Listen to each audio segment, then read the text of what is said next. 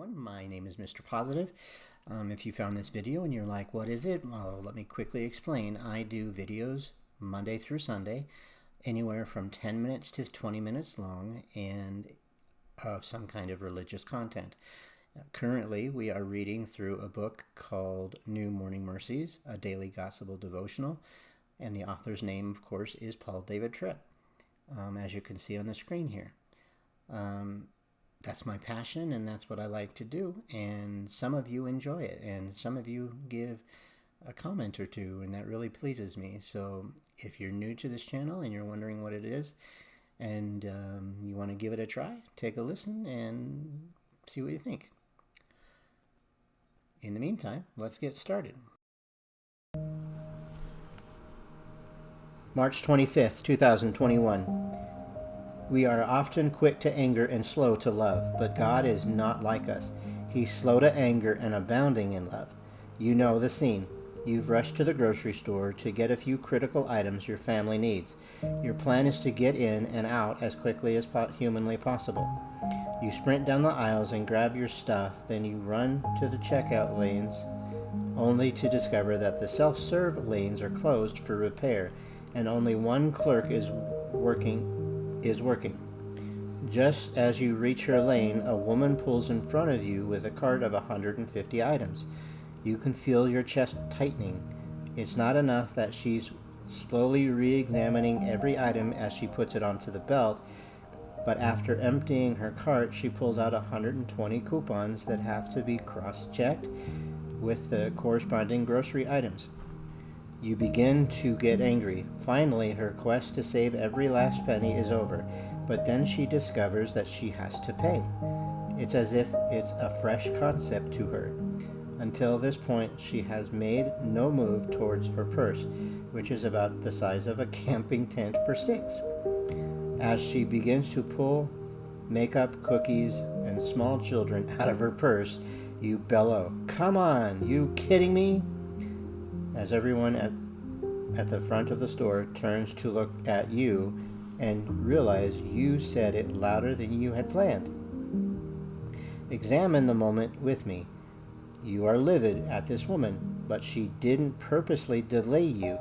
You are seething, but you have lost only 10 minutes out of your day. You're incensed, but the whole thing is ridiculously minor. You're mad because your anger is close to the surface. You're irritated because anger is more naturally than patience. No, let me repeat that. That's important. You're irritated because anger is more natural to you than patience. Patient love is. You have not loved the woman in front of you, well, because you were so busy focusing on yourself that you had little energy left to respond lovingly towards her. Isn't it comforting to know that God is the polar opposite of what I have just described? He who has the right to be angry with us and the power to do whatever his anger desires is in fact slow to anger. The Bible doesn't tell you that he abounds in anger, but is quickly to reassure you that he is abounding in love. Be thankful today that God is not like us, because if he were, you and I would be damned. Be thankful that he is incredibly patient and eternally kind. Be thankful that he is tender, gentle, and gracious. Be thankful that he does not treat you as your sin deserves. Be thankful that because of the work of Jesus, he will respond to you with loving kindness even on your worst day. The Lord is slow to anger and abounding in steadfast love, forgiving iniquity and transgressions. Numbers 14:18. For further study and encouragement, we're going to read Psalms 104. All right, let's go right there. Blessed the Lord, O my soul, O Lord my God.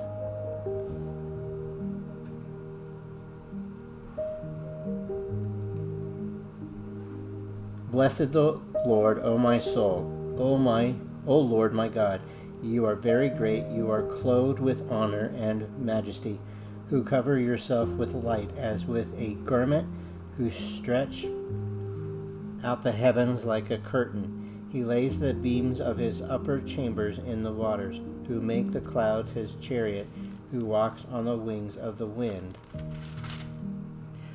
who makes his angels spirits, his ministries a flame of fire, who laid the foundations of the earth so that it should not be moved forever.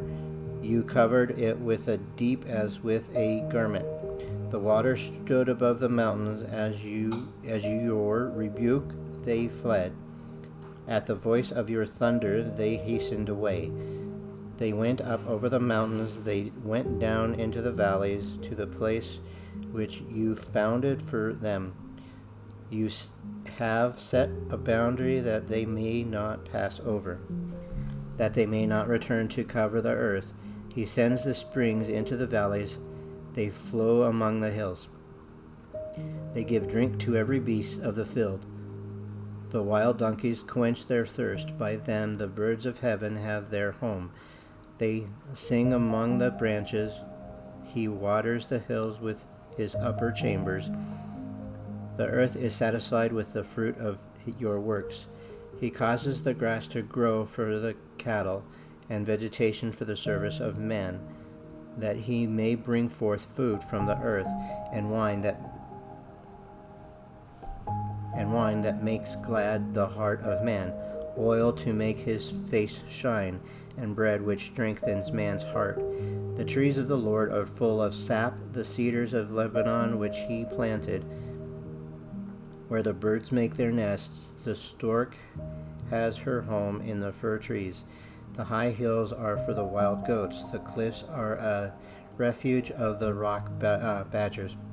He appointed the moon for seasons. The sun knows its going down. You make darkness, and it is night, in which all the beasts of the forest creep about. The young lions roar after their prey and seek their food from God.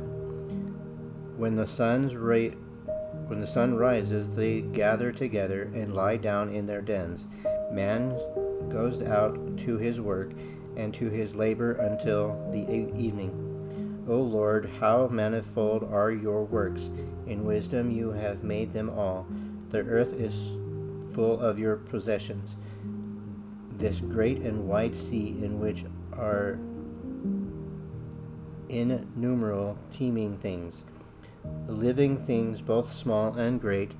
There the ships sail about. There is that Leviathan which you have made to play there. These all wait for you, that you may give them their food in due season. What you give them they gather in. You open your hand, they get filled with good. You hide your face, they are troubled. You take away their breath, they die, and return to their dust. You send forth your spirit, they are created, and you renew the face of the earth. May the glory of the Lord endure forever. May the Lord rejoice in his works. He took on the earth, and it trembles. He touches the hills, and they smoke. I will sing to the Lord as long as I live. I will sing praise to my God while I have my being. May my meditation be sweet to him. I will be glad in the Lord. May sinners be consumed from the earth, and the wicked be no more. Blessed, O Lord, my soul, praise the Lord. Okay, let's see if there's any truth to action in this. And if there's not, there is. I think. No, there's not. I don't think. I'm talking to myself here. Let me take a look here. One more look.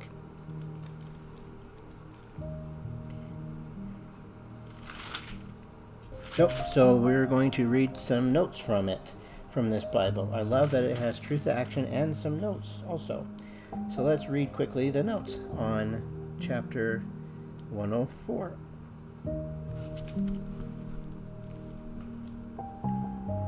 Bless the Lord. In the creation hymn, the composer draws upon common observations of nature other nations, such as Egypt, also took note of. With the one exception, the psalmist attributes them all to the correct source of creation, the Lord.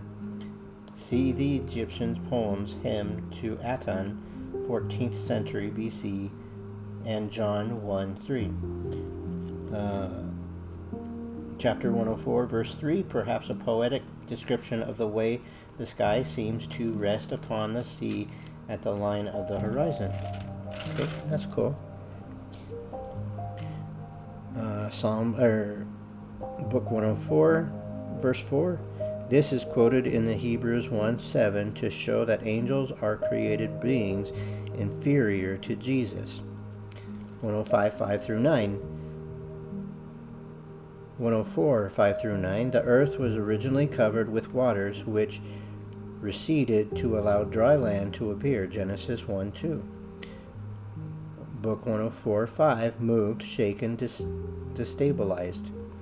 104:12. That the birds and other animals are sustained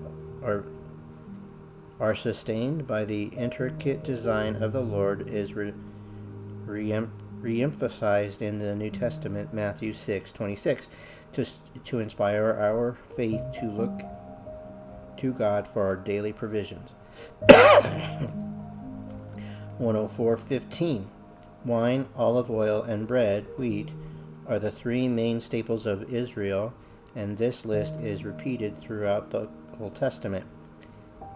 And then 104:24. God is not part of nature as pagans conceived their gods to be.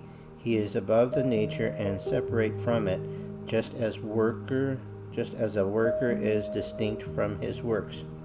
104:30. It is by God's Spirit that man is created physically, and it is by God's Spirit that he is recreated spiritually. John 6:63. Wow, very cool stuff. Okay, that was a really powerful day, March 25th. What I got out of it is slow to anger, I do find myself getting angry on the smallest, stupidest, dumbest things. And this is a good reminder that God is slow to anger. So why am I angry all the time? What is it that's making me angry? What can I do to recenter myself to stop being angry?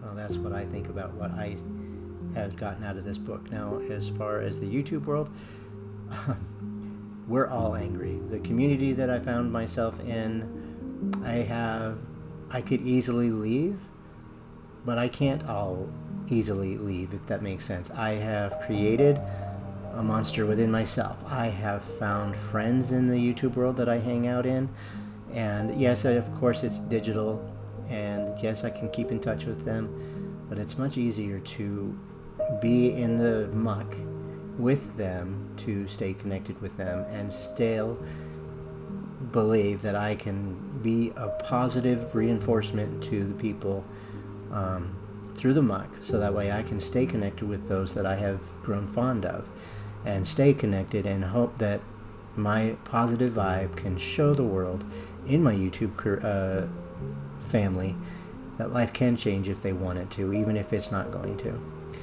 If you are a new subscriber or a returning subscriber and you have not hit the subscribe button, please consider to do so now.